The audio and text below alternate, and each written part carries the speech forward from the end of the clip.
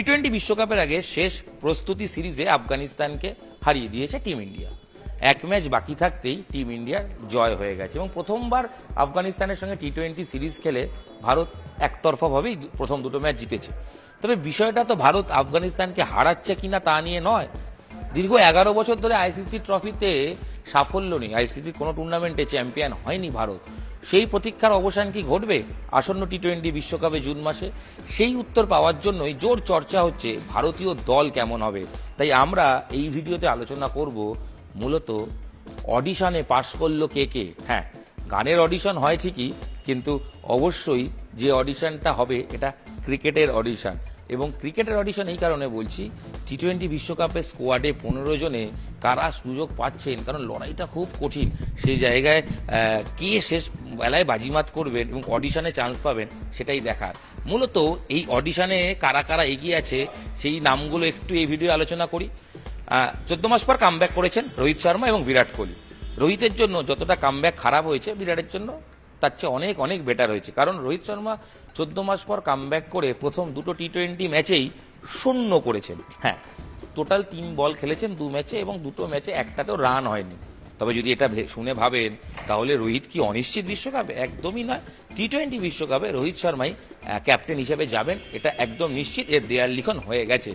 এক তো তাকে ফিরিয়ে আনা হয়েছে, তিনি খেলবেন বলেই বিশ্বকাপ, এবং পাশাপাশি যাকে বিকল্প ভাবা হয়েছিল হার্দিক পান্ডিয়া কবে সুস্থ হয়ে ফিরবেন তা নিয়েই অনিশ্চয়তা রয়েছে। কারণ সারা বছরে তিনি যা চোট পান, চোট আর মাঠে কখন থাকেন সেটা বোঝাই অনেকটা দায়।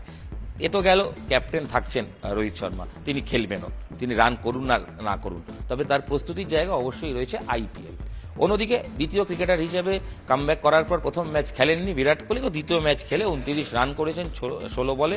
যেরকম ছন্দে দেখিয়েছে সবাই খুশি এবং বিরাট ফ্যানরা খুব মোটামুটি নিশ্চিত যে বিরাট থাকবেন, এবং একদমই ঠিক বিরাটকে ফেরানোই হয়েছে এই কারণে, কারণ বিরাট খেলবেন। তো সেক্ষেত্রে দুটো জায়গা তো কনফার্ম হয়ে গেল, আর বাকি রইল 13-এর মধ্যে অবশ্যই কিন্তু যশস্বী জয়সওয়াল ওপেনার হিসেবে তিনি সফল, এবং যশস্বী জয়সওয়ালকেই টি-20 বিশ্বকাপে ওপেনিং করতে দেখা যাবে বলে এখন থেকেই মনে করছে বিশেষজ্ঞরা, এবং অবশ্যই টিম ম্যানেজমেন্টের ভাবনাও তিনি রয়েছেন। চলে গেল 3 জন, কারণ ওপেনিংয়ে রোহিত সঙ্গে যশস্বী এই 2 জন হয়ে গেল। 3 নম্বরে আসবেন বিরাট। তারপরে চোট থাকলেও সূর্যকুমার যাদব তিনি ফিরবেন, এবং আইপিএল এর প্রথম দিকে না খেললেও তিনি আইপিএল এর পরের দিকে খেলবেন এবং তিনি বিশ্বকাপে যাবেন, এটা নিশ্চিত হয়ে গেল। তাহলে সূর্য খেলছেন, বিরাট, রোহিত, যশস্বী, সূর্য। 5 নম্বরে রিঙ্কু সিং, অবশ্যই এই স্কোয়াডে তিনি থাকছেন। যেভাবে ফিনিশারের রোল তিনি পালন করছেন, যুবরাজ অলরেডি বলেছেন নিজেরকে দেখতে পান রিঙ্কুর মধ্যে। ওই লেফটি রিঙ্কু নিশ্চিত যে বিশ্বকাপের বিমান ধরছেন। হয়ে গেল। তাহলে আরও একবার রিপিট, রোহিত, বিরাট, যশস্বী, সূর্য, রিঙ্কু, 5 জন হয়ে গেল। আরও 10টা জায়গা।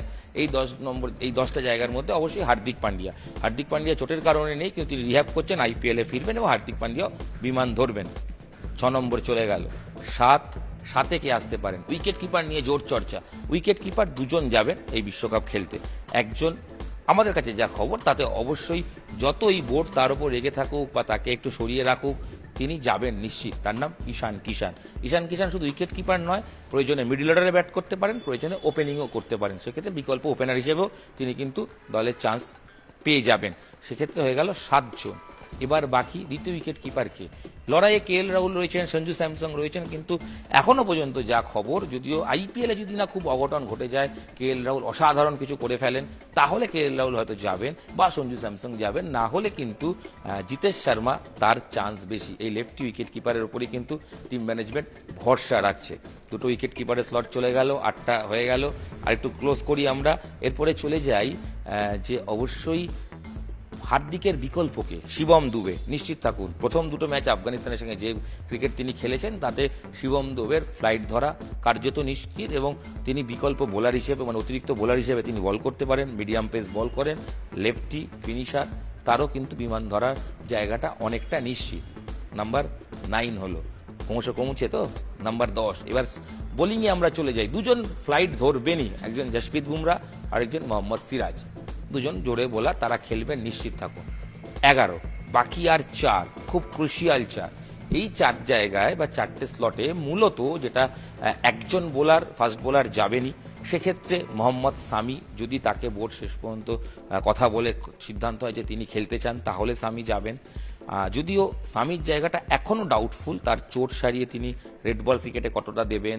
টি20 তিনি তো খেলতে চান, কিন্তু বাকি টিম ম্যানেজমেন্ট তাকে নিয়ে কি ভাবছে সেটা দেখার। তাই সামি এখনো ডাউটফুল, তাই সামির সঙ্গে লড়াইয়ে রয়েছেন অবশ্যই বাংলার বোলার মুকেশ কুমার, অবশ্যই রয়েছেন আভেশ খান, এবং অবশ্যই যার যাওয়াটা কার্যত নিশ্চিত, হয়তো দুজন জোরে বোলার নিয়ে যাওয়া হতে পারে, মানে সামি এবং সিরাজ এবং বুমরা ছাড়াও, সেটা হচ্ছে আর্শদীপ, বাহাতি জোরে বোলার, যেভাবে পারফর্ম করছেন আর্শদীপ, বাহাতি বোলার খুব এফেক্টিভ, তিনিও কিন্তু লড়াইয়ে রয়েছেন। তো এই জায়গা থেকে দাঁড়িয়ে অলরেডি আমরা 11 বলেছি, আরও দুজন জোরে বোলার ধরলাম, সেক্ষেত্রে সামির সঙ্গে অনেকের লড়াই রইল, এবং আর্শদীপ, সেক্ষেত্রে 11-13। আর স্পিনিং ডিপার্টমেন্ট বা স্পিন ডিপার্টমেন্ট, সেক্ষেত্রে অক্ষর প্যাটেল, তার যাওয়া নিশ্চিত মোটামুটি লেফট হ্যান্ড স্পিনার হিসেবে বা বাহাতি স্পিনার হিসেবে। তার সঙ্গে রবি বিষ্ণই, টি20তে এই মুহূর্তে তিনি সেরা ফর্মে রয়েছেন, তারও কিন্তু ফ্লাইট ধরার খবর পাওয়া যাচ্ছে। এছাড়া এ তো চলে গেল প্রায় গোটা 14-15টা নাম। এছাড়া কাদের নাম আমরা এখনো চর্চায় রাখলাম, যে নামগুলো হয়তো ঢুকে পড়তে পারেন, অবশ্যই সেটা কুলদীপ যাদব, তিনি অবশ্যই দৌড়ে রয়েছেন এবং ফ্রন্ট রানার আপ, তার কিন্তু সুযোগ পাওয়ার চান্স প্রবল এবং হয়তো তিনি পাবেন। তবে অনিশ্চয়তা রয়েছে রবীন্দ্র জাদেজাকে নিয়ে। যদি একজন বাহাতি নিয়ে যাওয়া হয় স্পিনার, সেক্ষেত্রে অক্ষরের সঙ্গে রবীন্দ্র জাদেজার টক্কর হবে, শেষ পর্যন্ত কে ফ্লাইট ধরে সেটাই দেখা। অতিরিক্ত ওপেনার হিসেবে শুভমান গিলের সম্ভাবনা রয়েছে ঠিকই, তবে লড়াইয়ে যশস্বী জয়সওয়ালও রয়েছেন। আবার এটাও হতে পারে এই দুজনকে না নিয়ে গিয়ে ওই ঈশান কিষানকে নেওয়া হলে তিনি হয়তো অতিরিক্ত ওপেনারের কাজটা সামলে দেবেন। পাশাপাশি লড়াইয়ে শ্রেয়াস আয়ার রয়েছেন, তিলক ভার্মারা রয়েছেন, এরা টি20 চান্স পাবেন কিনা বিশ্বকাপে আইপিএল এর ওপর নির্ভর করবে। তো মোটের ওপর আমরা যদি মোটামুটি যে 15 জনের স্কোয়াড আলোচনা করলাম, আরও একটা রাউন্ড আপ চলে আসি, যদিও এটা টু আর্লি, আরও সময় যত এগোবে আমরা এটা নিয়ে কথা বলবো। তবে অডিশনে যারা মোটামুটি নিশ্চিত, তাদের নামগুলো আরেকবার খাতা পেন নিন, লিখে নিন। অবশ্যই রোহিত শর্মা, বিরাট কোহলি, যশস্বী জয়সওয়াল, রিঙ্কু সিং, সূর্যকুমার যাদব, হার্দিক পান্ডিয়া, শিবম দুবে, দুজন স্পিনার, দুজন উইকেট কিপার আগে বলি, ঈশান কিষান, জিতেশ শর্মা, 9 জন হলো। এরপরে দুজন ফাস্ট বোলার, বুমরা, সিরাজ, 11, দুজন স্পিনার, সেক্ষেত্রে অক্ষর এবং অবশ্যই রবি বিষ্ণই, 13। এরপরে যে দুটো জায়গা থাকে, জোরে বোলার আর্শদীপ, 14, এবং ওপেনার হিসেবে যদি আমি একজনকে ধরি, সেক্ষেত্রে শুভমান গিল, 15। তবে লড়াইয়ে অবশ্যই থাকবেন আরেকজন জোরে বোলার, সেক্ষেত্রে সামি বা মুকেশের জায়গায় একজন ফাস্ট বোলার হিসেবে, কারণ যদি 4 জন জোরে বোলার নিয়ে যাওয়া হয়, ওয়েস্ট ইন্ডিজে খেলা এবং আমেরিকায় খেলা, এটা ভেবে, আর অতিরিক্ত যদি স্পিনার নিয়ে যাওয়া হয়, সেক্ষেত্রে কিন্তু লড়াইয়ে কুলদীপ রয়েছেন, ওয়াশিংটন সুন্দরও রয়েছেন, রবীন্দ্র জাদেজাও রয়েছেন। দেখার যে এদের মধ্যে থেকে শেষ পর্যন্ত কে যান। এই হচ্ছে এই ভিডিওর আলোচনা, যেখানে আপনারা অডিশন, টি20 বিশ্বকাপের অডিশনে কে কে চান্স পাচ্ছেন তার একটা প্রাথমিক ধারণা পেলেন। দেখা যাক এটা কতটা ডেভেলপমেন্ট হয়। সময় যত এগোবে এর ডেভেলপমেন্ট বা আপডেট আপনাদের সঙ্গে অবশ্যই আমি ইরন রায় বর্মন শেয়ার করব। আপাতত ভিডিও এখানেই শেষ করছি। ধন্যবাদ, সঙ্গে থাকুন, দেখতে থাকুন নিউজ 18 বাংলা।